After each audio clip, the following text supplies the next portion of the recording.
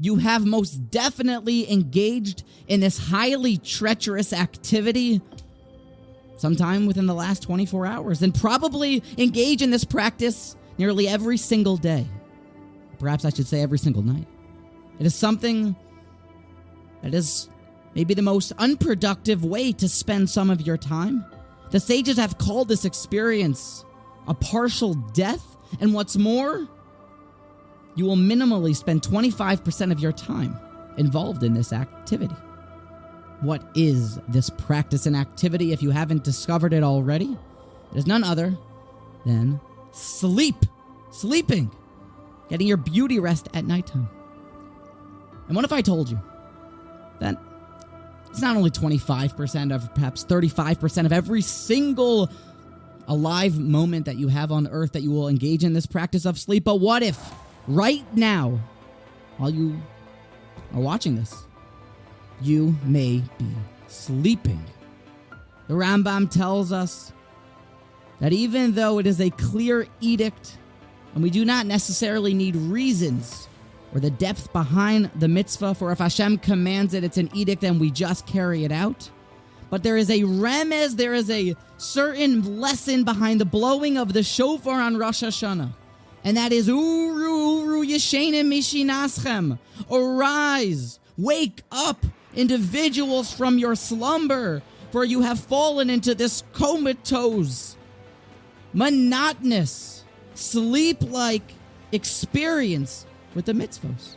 You have distracted yourself with the havle hazman. You care more about the daily news than you do about your Kriya Shema. So let's send in the wrecking ball of the shofar with the glorious and melodious sound, the booming sound of this ram's horn, the natural blow that will ignite your soul, and then after that, immediately the trua like a jackhammer, waking you up, shaking you awake.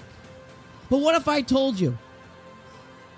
Not what if I told you, I will tell you that there are times that it's not uncommon that I sleep through my alarm in the morning. So, how can I protect myself? How can you protect yourself from not sleeping through the alarm of the shofar? Maybe we don't hear it. Well, what is the way that you see to it that you don't oversleep your alarm in the morning, your alarm clock? Well, you don't sleep so hard. If you are so deeply in REM, with that slow sleep wave where you can't hear anything, you may not hear that alarm.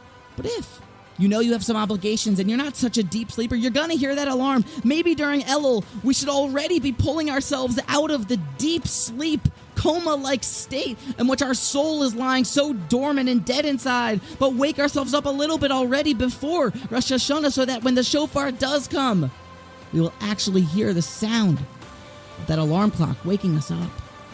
So, hear the shofar already during Elul. Try to tune out all the other beeping and honking and rackets of people's cell phones and cars. Hear the shofar. Don't sleep so deeply so that when the alarm sounds on the holy day of Rosh Hashanah with that beautiful shofar, it will shake you awake and remind you of your obligations.